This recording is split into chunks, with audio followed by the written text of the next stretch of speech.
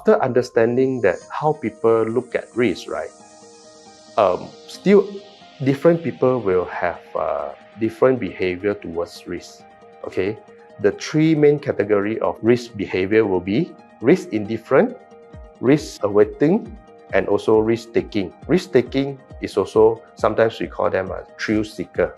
Okay, so we start with risk indifferent. Risk indifferent basically come in between risk averse and also risk taking behavior.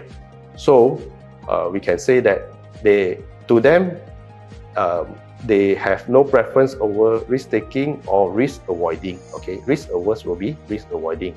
So their perception towards risk is they are neutral. Okay, in another way they are neutral. This could be due to this group of people have no understanding of the possible risk due to an event. Okay, so the second one will be risk averse.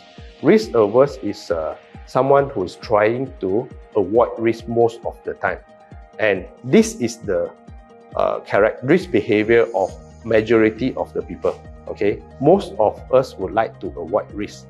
Okay, so we can say that most people are risk averse. Okay, and there's another group of people. Their behavior towards risk will be like risk taking, or they are considered as the thrill seeker. So to them, they view risk as opportunity. So in any chance that they can take a risk and there's a possible gain, they will willing to take up the risk. So like for example, when there's an uncertainty in the market, okay, I mean in the share market or whatever, so majority of the people who are risk averse will try to avoid. But there will be a group of people who is a risk taker. They will go into the market at that moment because they feel that there is a possibility of maximum gain at that moment, okay, because of the condition. And also, like the same example that we discussed earlier, a stunt master, because everyone thinks that jumping from first floor is very risky, so that create an opportunity for stunt master as an occupation, okay, because they are willing to take the risk, so they will be paid for their action.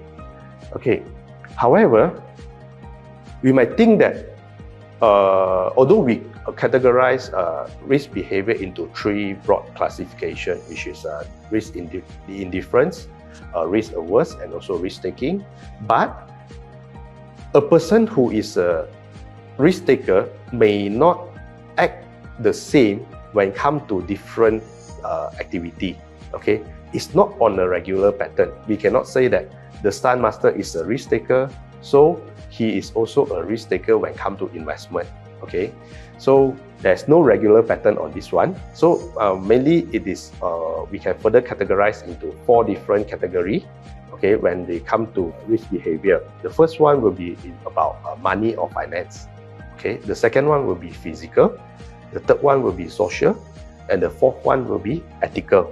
Okay, so why do we say that we need to categorize further the area whereby to determine whether a person is a risk taker or not? Because an investor who is a risk taker may be willing to take up a lot of risk during doing investment, and he can take up the loss.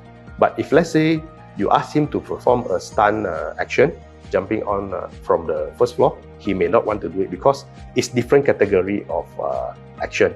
So the first one is related to his money or the finance, but the second one is actually it may cause a bodily harm or injury.